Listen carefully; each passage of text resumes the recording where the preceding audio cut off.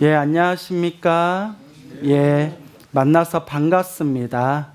그렇게 여러분들 한 달 동안 안녕하셨죠?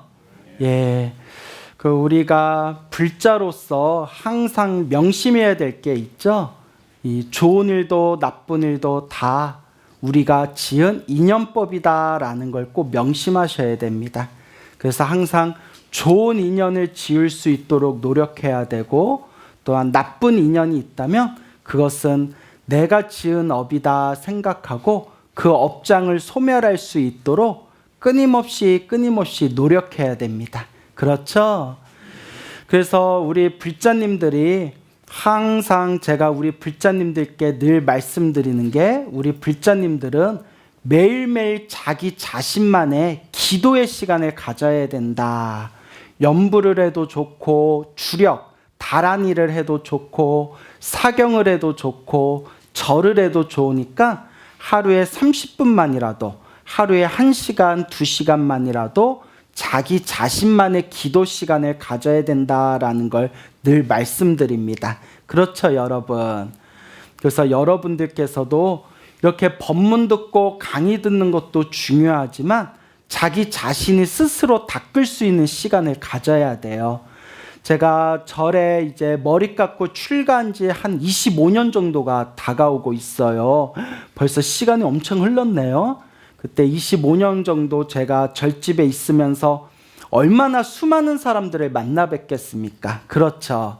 그래서 여러 사연을 가진 분들도 만나 뵈었고, 또 절에 오래 다니신 분들도 만나 뵈었고, 또는 이제 절에 금방 나와가지고 이제 갓 초보자로서, 왕초보로서 절에 다니시는 분들도 많이 만나봤을 거 아니에요?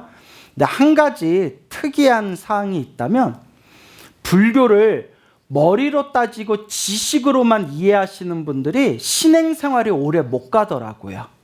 불교를 그냥 머리로만 이해하거나 불교를 지식으로만 이해하려는 사람들이 이 신앙생활이 오래오래 가지를 못하더라라는 것을 자주자주 보게 됩니다.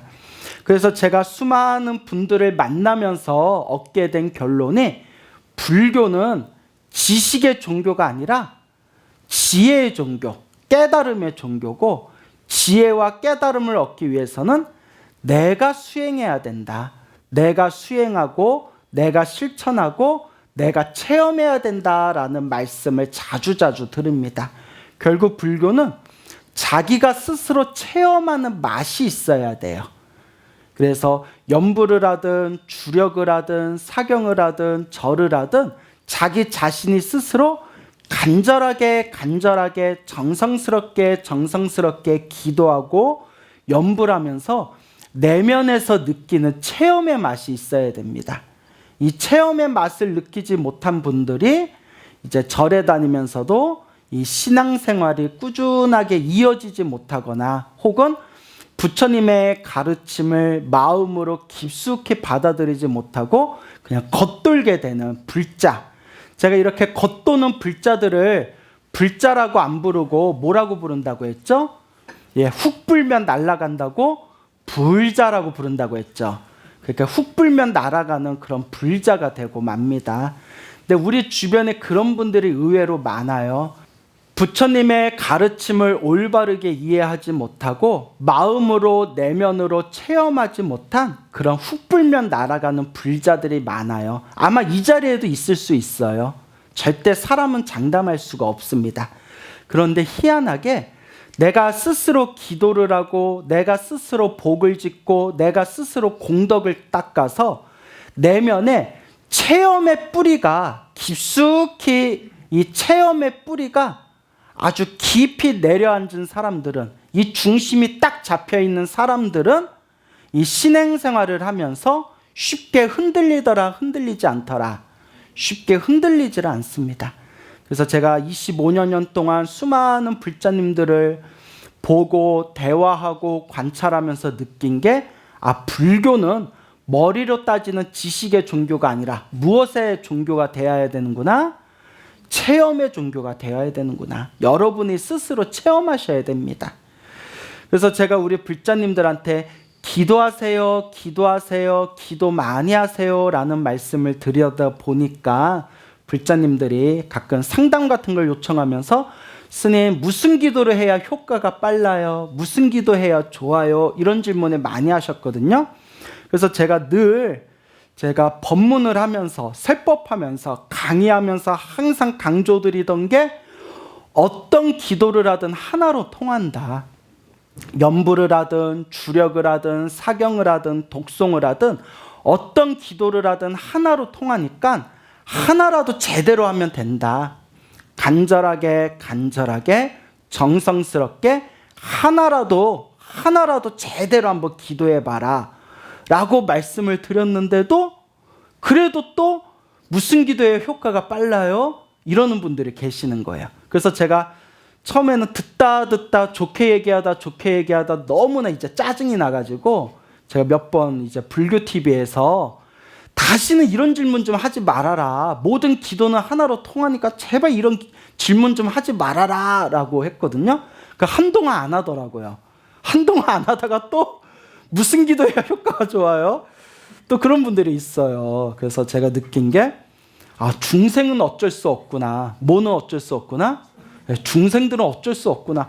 아무리 얘기해줘도 못 알아듣나 봐요. 그래서 요새는 저도 이제 자세히 말해주기 이제 저도 지쳐가지고 뭐라고 하냐면 하루에 관세음보살 1만 번씩 관세음보살 연불 하세요. 관세음보살 하루에 1만 번 이상씩 연불 하세요. 그냥 그렇게 가르쳐 주거든요. 근데 어떤 사람들은 관세음보살만 연불한다고 과연 효과가 있을까? 이렇게 의심하는 분들도 계시겠지만 제가 부처님의 가피, 불교 가피를 받으신 수많은 분들 이야기를 제가 다 종합하고 그분들의 이야기를 살펴보고 해봤잖아요. 관세음보살을 부르든 지장보살을 부르든 옴마니 밤매움을 부르든 하나라도 제대로 하는 사람들은 반드시 엄청난 가피를 받게 됩니다. 항상 느끼는 게 이 기도라는 것은 테크닉이 아니다. 기도라는 것은 어떤 기술적인 테크닉이 아니라 어떤 기도를 하든지 단 하나라도 정말 간절하게 정말 정성스럽게 간절하게 기도하는 것, 그것이 가장 중요한 기도의 핵심이다라는 말씀을 꼭 드리고 싶습니다. 그래서 저도 기도는 제법 많이 해봤거든요. 그래서 천수경도 해보고 신묘장구 다란이도 해보고 옴마니 밤매움도 해보고 관세음보살 연불도 해보고 아미타불 연불도 해보고 법화경 독송도 해보고 이것저것 다 해봤는데 어떤 걸 하더라도 내 마음에 집중의 힘이 중요해요. 무엇의 힘이 중요하다? 집중의 힘. 하나라도 간절하게 정성스럽게 집중하는 이 집중의 힘이 중요하다. 어떤 분들이 또 이런 질문을 하세요. 스님, 기도를 하는데 집중이 안 되고 온갖 망상이 일어나요. 어떻게 해야 망상이 안 일어날까요? 그래서 제가 드리는 얘기가 우리가 기도하고 수행하면서 망상이 없으면 우리는 벌써 다 부처됐어요. 그렇죠. 우리가 마음속에 아무런 망상이 없이 기도에만 집중할 수 있었다면 우리는 벌써 다 부처님이 됐다. 그런데 망상이 있기 때문에 아직 중생인 거예요. 그래서 늘 여러분들께 드리는 이야기가 망상이 일어나든 말든 그것에 신경 쓰지 말고 내가 지금 하고 있는 기도에 집중해라. 관세음보살 연불하는데 망상이 일어나면 나는 왜 이렇게 망상이 일어날까? 이렇게 그 망상의 마음을 뺏기지 말고 망상이 일어났구나 라고 알아차리고 다시 관세음보살로 돌아오면 되고 지장보살 연불하다가 또 망상이 일어나면 왜 난 자꾸 망상이 일어나지? 이렇게 망상이 일어나면 이거 기도 효과가 있는 걸까? 없는 걸까? 어떻게 해야 망상이 사라질까? 라고 망상의 마음을 뺏기지 말고 망상이 일어났으면 망상이 일어났구나 알아차린 뒤에 무엇으로 돌아오면 된다? 그냥 지장보살 하던 기도로 돌아오면 돼요. 금강경을 하시든 법화경을 하시든 능엄주를 하시든 신묘장구 대다란이를 하시든 그냥 망상이 일어났으면 망상이 일어났구나 알아차리고 그냥 원래 나의 기도로 돌아오면 돼요. 여러분들이 집에서 막 기도하고 있는데 밖에서 정신 나간 사람이 막 문을 두들기면서 문 좀 열어주세요, 문 좀 열어주세요 하면 어떻게 하면 돼요, 여러분? 그냥 무시하면 돼요. 그냥 무시하면 문 두들기던 정신 나간 사람이 어떻게 되겠어요? 지쳐서 그냥 돌아갈 거 아니에요. 그렇죠? 근데 왜 자꾸 문을 두들겨 달라고 하지? 문을 열까 말까? 문을 열었는데 방 안에 들어서 난리치면 어떡하지? 경찰을 부를까 말까? 이러다가 방 안에서 내가 해야 할 기도나 내가 해야 할 일을 다 놓쳐버리는 거예요. 밖에서 웬 정신 나간 사람이 문을 두들기면서 문 열어주세요, 문 열어주세요 하면 뭐 하면 된다? 그냥 무시하면 되듯이 여러분들이 기도하다가 망상이 자꾸 내 마음의 문을 두들기면 어떻게 하면 돼요? 그냥 무시하면 돼요. 그게 기도의 아주 중요한 핵심입니다. 망상이 일어나든 말든 그냥 내가 하는 기도에 집중하면 된다. 너무나 다행인 게 우리가 부처님 경전을 공부하다 보면 기도를 할 때 연부를 하든 어떤 수행을 하든 망상이 일어나더라도 연부라고 수행한 것만으로도 공덕이 쌓인대요. 망상이 일어나는 대로 그냥 연부를 한 번 하면 한 번 한 만큼 내가 마음을 닦으면 한 번 닦은 만큼 이미 공덕이 생겨나고 있답니다. 그러니까 망상이 일어나든 말든 일체 신경 쓰지 마시고 여러분들이 하시는 기도에 깊이 집중하시면 돼요. 알겠죠? 그게 아주 기도의 중요한 핵심인데 이런 말 100번 해도 집에 가서 자기가 안 하면 소용이 있어요? 없어요? 없겠죠. 그래서 불자님들이 스님 제가 사는 게 힘들고 괴롭고 답답해요. 어떻게 하면 좋아요? 할 때 제가 항상 드리는 이야기 있잖아요. 기도를 많이 하셔서 업장소멸하세요. 그리고 기도만 많이 하는 것 갖고는 불충분합니다. 기도하면서 무엇을 많이 지으세요? 복을 많이 지으셔야 됩니다. 이렇게 이제 말씀을 드리지 않습니까? 근데 제가 이렇게 불자님들을 살펴보면 한 가지 신기한 게 뭐냐면 이렇게 주변의 사람들, 일반 사람들을 살펴보면 정말 기도해야 되는 업장이 두꺼운 사람들이 기도를 한다 안 한다? 오히려 기도를 안 해요. 그래서 가만히 이렇게 지켜보면 우리 큰 스님들도 말씀을 하셨는데 정말 업장 두꺼운 사람들이 기도를 안 한대요. 기도에 대해서 마음을 못 내기도 할 뿐더러 기도를 하려고 하면 자꾸 마음이 흔들리는 거예요. 이상하게 기도만 하려고 하면 졸려요. 이상하게 기도만 하려고 하면 배가 고파요. 이상하게 기도만 하려고 하면 자꾸 딴짓을 하고 싶어요. 남 얘기 같지 않죠? 예, 이게 무엇이 두꺼워서 그렇다? 업장이 두꺼워서 그런 거랍니다. 그러니까 여러분들은 업장이 두꺼운 것 같아요? 안 두꺼운 것 같아요? 두꺼워요? 큰일이다. 예. 그러니까 자꾸 이 업장, 두꺼운 업장을 조금이라도 닦을 수 있도록 자꾸 여러분들이 좋은 습관을 들여야 됩니다. 무엇을 들여야 된다? 좋은 습관. 우리가 수행합시다 라는 표현을 쓰죠. 수행합시다 라고 말하잖아요. 수행이라는 단어 자체에 습관들이다, 좋은 습관들이다 라는 뜻이 포함되어 있대요. 한마디로 수행은 좋은 습관들이기예요. 그동안 내가 중생으로 살면서 탐욕과 성냄과 어리석음에 물들어 있던 그 습관을 부처님과 같은 지혜와 자비, 부처님과 같은 육바라밀의 공덕으로 내 습관을 점점 좋은 쪽으로 바꾸어 나가는 것.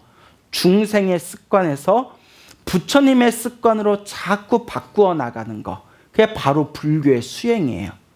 근데 이 습관 바꾸기가 쉬울까요? 어려울까요? 엄청나게 어려워요. 저 자신을 보더라도 이게 제가 여러분들한테만 하는 얘기가 아니라 제 자신을 살펴보더라도 습관 바꾸기가 참 어려워요. 참 습관 바꾸기가 어렵다. 그나마 저는 하나 좀 잘 바꾼 건 있어요. 제가 중고등학교 때, 그거 막 20대 초중반 때까지만 하더라도 화를 잘 냈어요. 이상하게 이렇게 화가 많았어요. 왜 이렇게 화가 많았나 했더니 아버지 닮아서 그런 것 같아요. 우리 아버지가 화가 많으세요. 다혈질이신데 쓸데없는 유전자를 받아가지고 예. 근데 이제 제가 그런 얘기는 해요. 제가 어디 가면 제 입으로 얘기하긴 뭐한데 제가 어디 가면 머리 좋다는 얘기는 듣거든요. 그런데 비웃어? 옆에서 바로 비웃네. 기분 나쁘게. 예. 머리 좋다는 얘기를 많이 듣고 또 말을 잘한다는 말을 많이 들어요. 근데 가만히 보면 머리 좋은 거는 아버지를 닮았고요. 말 잘하는 건 엄마를 닮았어요. 예, 좋은 유전자죠. 근데 또 좋은 유전자만 받았냐. 제가 가장 큰 단점이 제가 좀 게을러요. 게으른 거는 또 엄마 닮았고 정말 저 게으른 건 엄마 닮았고 조금 이렇게 성격이 조금 화 잘 내고 그랬던 건 아버지 닮은 것 같아요. 이거 우리 아빠가 보면 안 되는데 안 보시겠지만 바쁘신데. 그런데 제가 자꾸 화를 잘 내는 습관이 있다 보니까 계속 화를 안 내려고 노력했거든요. 화를 안 내려고 명상도 하고 염불도 하고 했더니 지금은 거의 화를 낸다 안 낸다? 지금 화를 거의 안 내요. 진짜 화를 거의 안 내요. 저는 어디 스님들하고 같이 살아도 성격 좋다는 얘기 엄청 많이 들어요. 대신 삐져요. 한 일주일 동안 말 안 해요. 응? 강훈 쌤 삐졌지? 아니 안 삐졌어 이렇게. 네, 근데 이제 습관 바꾸기가 그렇게 참 어렵습니다. 여러분들도 느끼시죠? 이렇게 습관 바꾸기가 참 어려워요. 그래서 이 습관을 내가 바꾸어 나가는 것 자체가 수행이 되는 겁니다. 근데 주변에 사람들 보면 굉장히 못된 습관 가진 사람들이 많아요. 그리고 절에서도 못된 습관 가진 사람들이 많아요. 절에서도. 특히 여기 계신 분들은 안 그러시겠지만 큰 절, 신도들이 많은 큰 절에 가면 특히 말로 구업을 많이 지어요. 말로 막 이렇게 도반들 사이에 이간질하는 불자도 있고 없는 말 지어내는 불자도 있고 그리고 자꾸 또 이상하게 거사님들 중에서도 이상하게 분란을 일으킨 또 거사님들이 있어요. 막 이렇게 막 술자리 만들어가지고 막 절이 어떻고 스님이 어떻고 자꾸 그렇게 또 분란 만드는 거사님도 있고 그리고 여자 신도님들은 말로 그렇게 또 업을 많이 짓고 그런 분들을 하도 많이 봐가지고 이게 그냥 중생의 모습인가 보다 싶을 때도 있어요. 그래서 안타까운 게 어떤 보살님이 있었는데 그 보살님이 정말 기도를 많이 하시는 보살님이에요. 기도도 많이 하신 보살님이고 평상시에 법화경을 사경해서 또 가피를 많이 받았대요. 그래서 저는 법화경 사경도 많이 하셨다 그러고 가피도 많이 받으셨다 그러고 사람이 이렇게 보면 불심도 깊어 보여가지고 사람 참 좋게 봤거든요. 근데 알면 알수록 말이 너무 가벼운 거예요. 말이 너무 가벼워서 항상 그분 주변에는 그 도반들이 이렇게 항상 분란이 나요. 근데 자기는 그걸 알까요, 모를까요? 모를까? 왜 그렇게 모를까? 그래서 너무 안타까운 겁니다. 저렇게 법화경 사경도 많이 하고 저렇게 기도해서 가피도 많이 받았다는데 왜 저렇게 말로 많이 까먹을까? 그게 습이에요. 업습. 뭐라고요? 업의 습관. 업습. 그 습관이라는 걸 우리가 바꾸어 나가야 됩니다.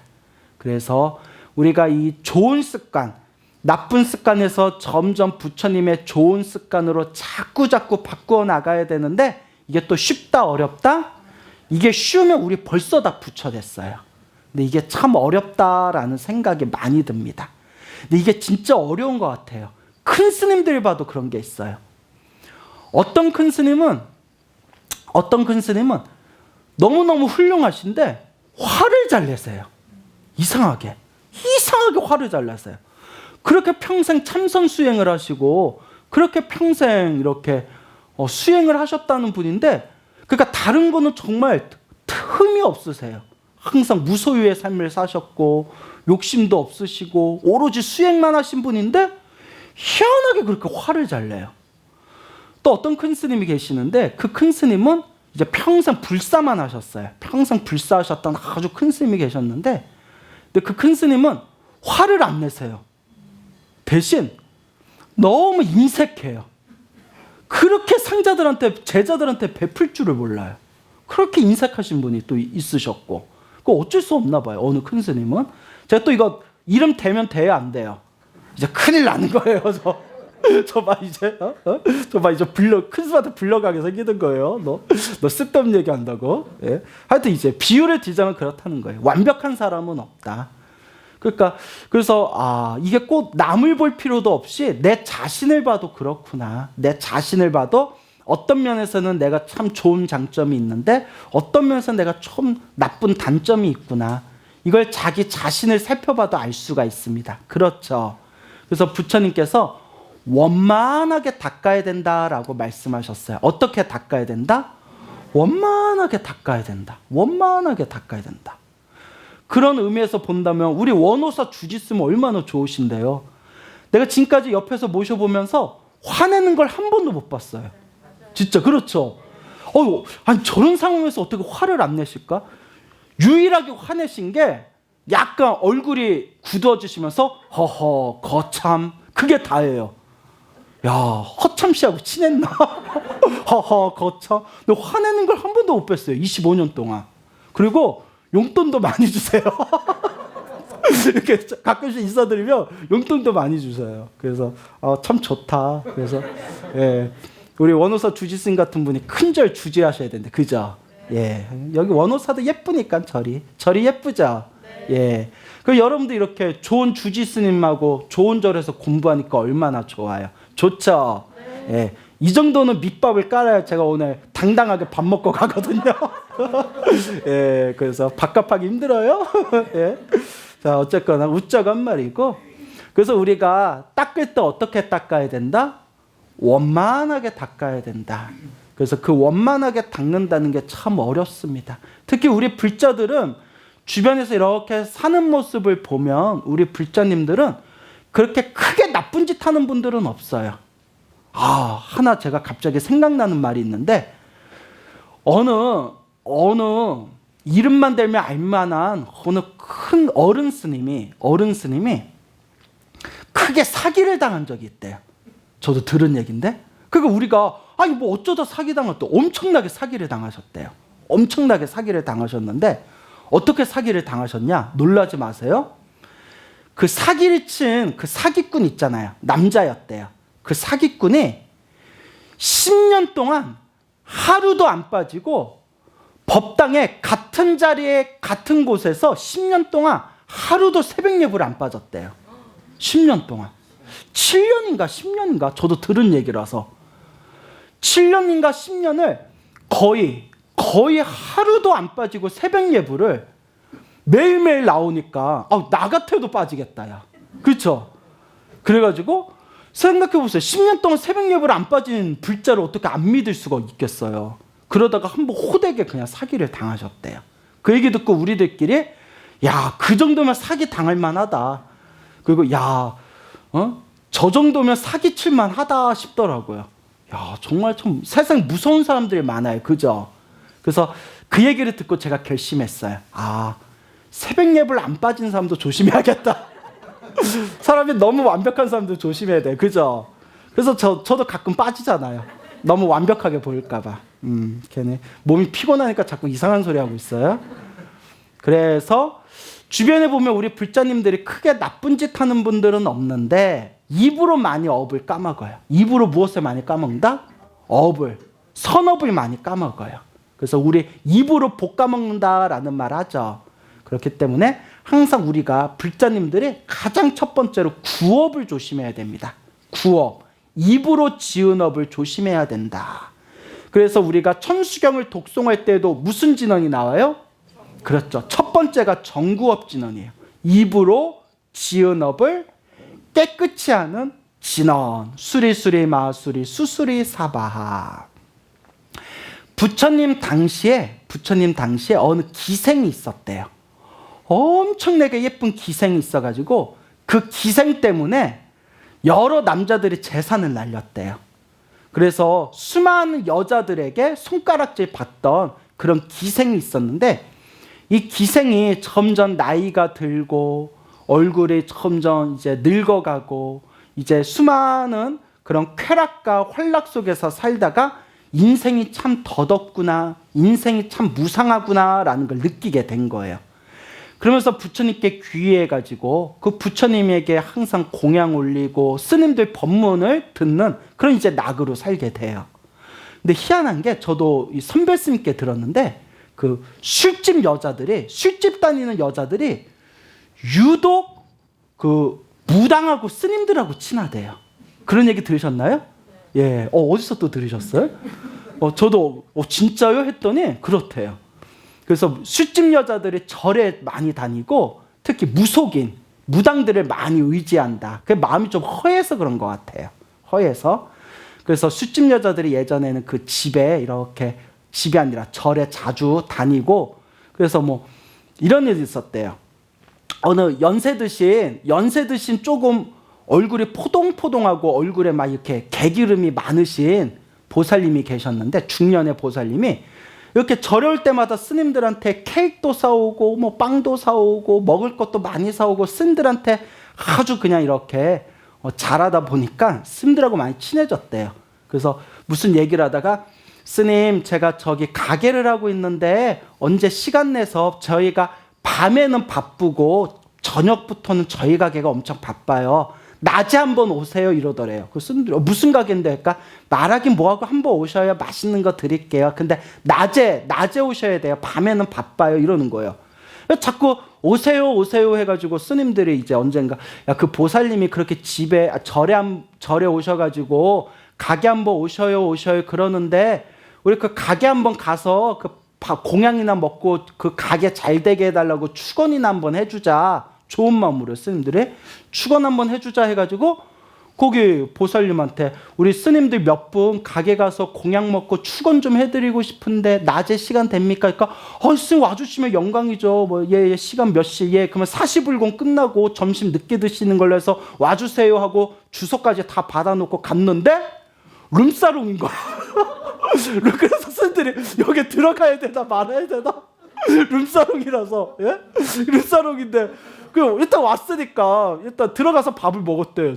그 룸에서 밥을 먹는데 엄청 잘 먹었대. 먹는데 여기 장사 잘 되게 해주세요. 축원을 해주기도 애매하고 그래가지고 엄청 민망했대요 스님들이. 근데 이제 모르고 그냥 가셔서 그냥 밥만 드시고 오신 거예요. 오해하시면 안 돼요. 순수하게 약간 분위기가 오해하는 분위기인데 그랬다는 얘기가 있어요. 그래서 술집 여자들이 그렇게 절에 자주 다니고 무속인을 많이 의지하더라 그런 얘기를 선배 스님들께 들은 적이 있었습니다.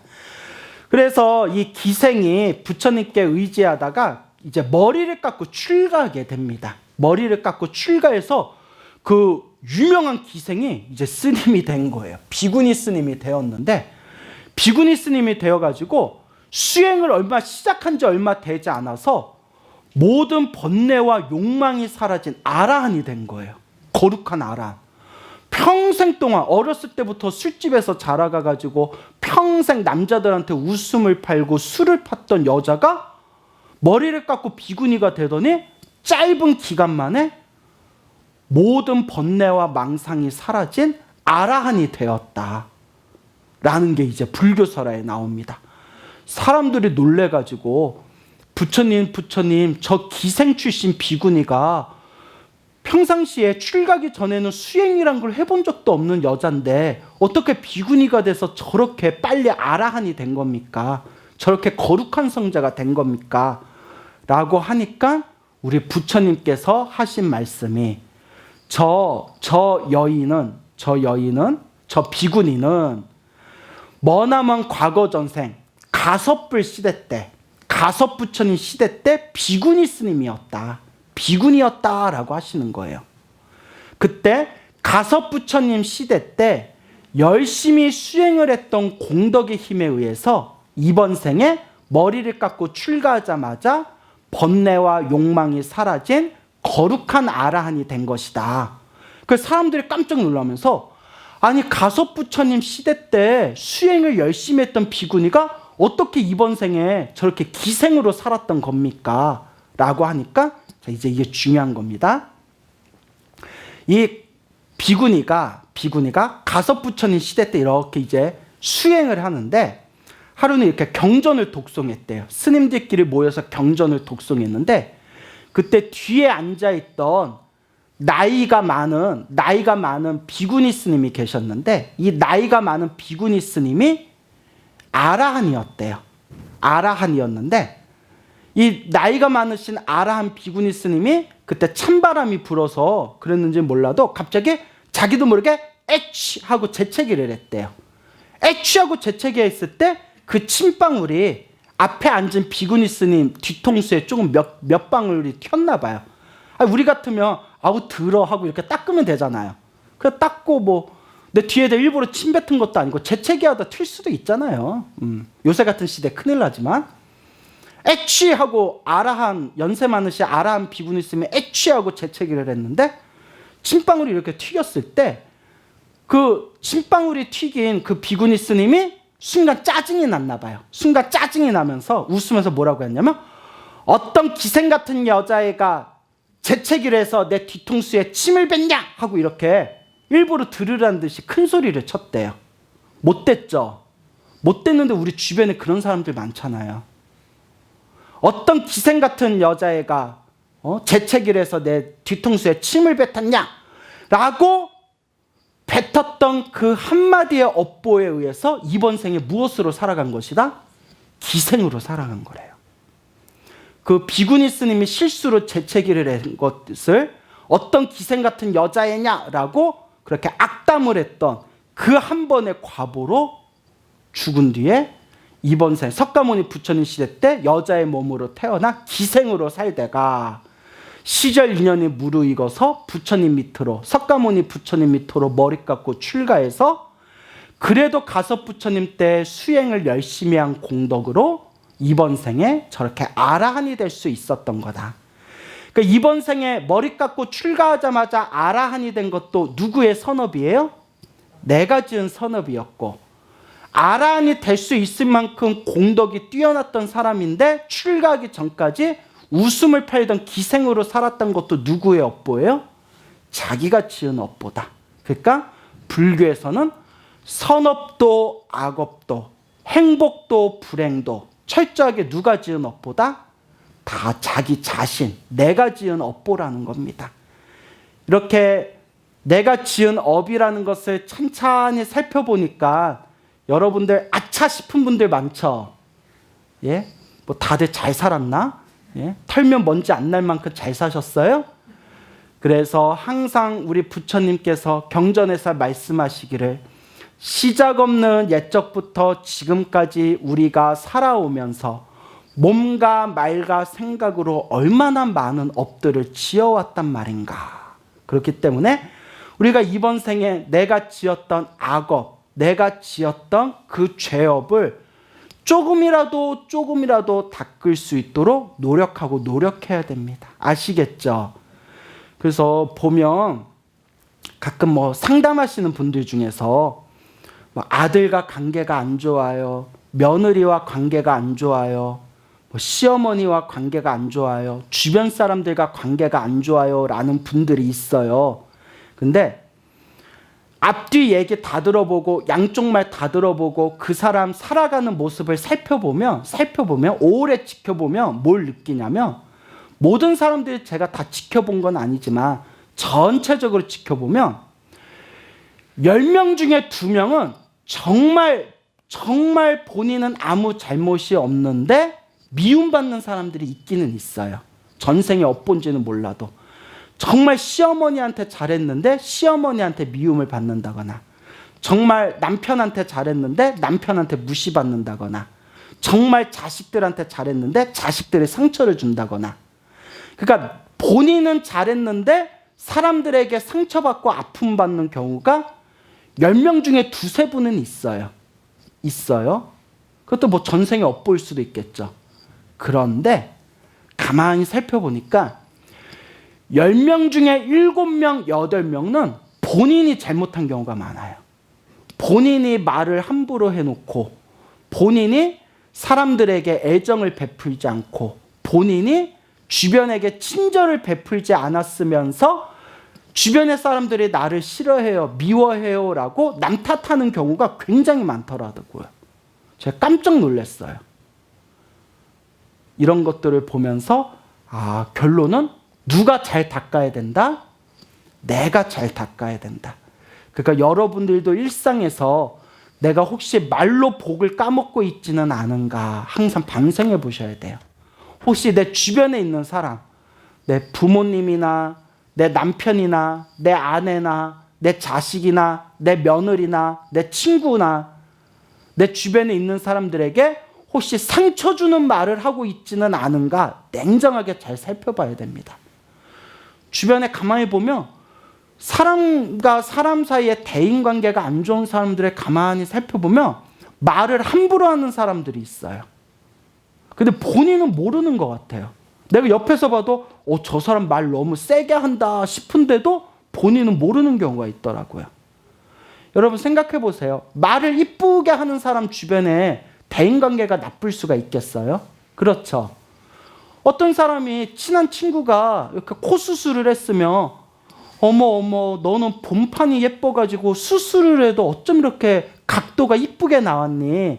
이렇게 말하는 사람이랑 어머 너 코 수술 너 얼마 줬어? 어머 300 줬어? 에휴, 내가 아는 데 가면 150이면 이 정도 할 수 있는데 이래버리면 똑같이 말을 해도 정 떨어지게 말하는 사람이 있고 이쁘게 말하는 사람들이 있어요. 여러분들은 이쁘게 말하는 스타일이에요? 정 떨어지게 말하는 스타일이에요? 뭐 분위기 보니까 별로 다들 분위기가 날씨가 그런가? 어째요? 표정들은 우중충해요. 하여튼 주변에 복을 많이 짓는 불자가 되셔야 됩니다. 알겠죠? 예, 그래서 볶아먹는 불자가 되어서는 안 된다. 자꾸 복과 선업과 공덕을 닦을 수 있도록 노력해야 됩니다. 내가 지은 복도 누구한테 돌아온다? 내 자신한테 돌아온다라는 걸 꼭 명심하시고 오늘 하루하루 매일매일 기도하시고 염불하시고 그리고 주변에 나쁜 업을 짓지 않도록 노력하시고 항상 선업을 지을 수 있도록 노력하는 불자가 되시길 바랍니다. 알겠죠? 예, 오늘 여기서 마치겠습니다.